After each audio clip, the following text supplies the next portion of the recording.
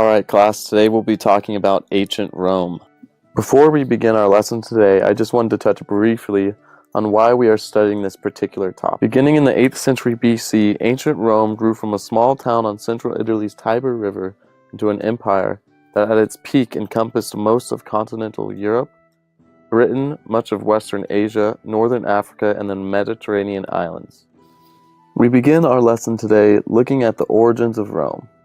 There's a myth surrounding the story of Romulus and Remus, twin brothers birthed from Mars, the god of war.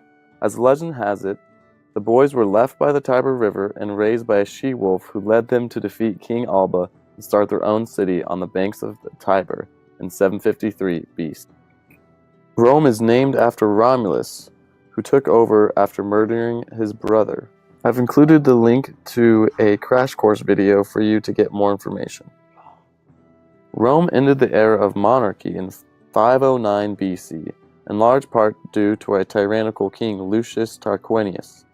In doing so, the power in Rome was given back to the people. Following the end of the monarchy, Rome was ruled as a republic. The republic was laid out in this way.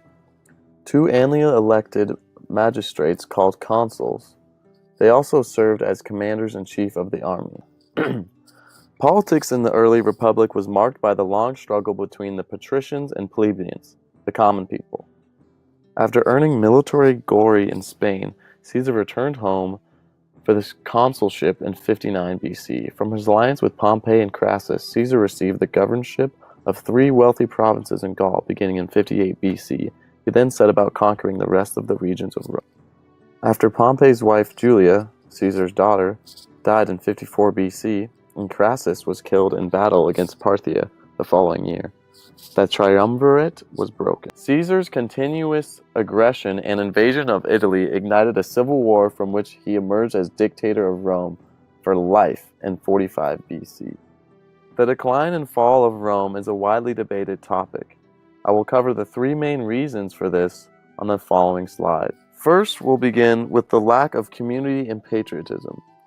The army was no longer outside of Rome, but in it, and its members were hired soldiers of no relation to the people. It is unlikely these non-Roman soldiers were willing to risk their lives in defense of the empire. Secondly, was the materialistic nature of the society, which in turn resulted in a deterioration of the cultural values of the Roman people. Lastly, and perhaps the most unlikely cause, was Christianity. The beliefs of Christianity did not align with those of the pagan monotheistic Roman people, creating extreme divisions. After Pompey's wife Julia, Caesar's daughter, died in 54 BC, and Crassus was killed in battle against Parthia the following year, the triumvirate was broken.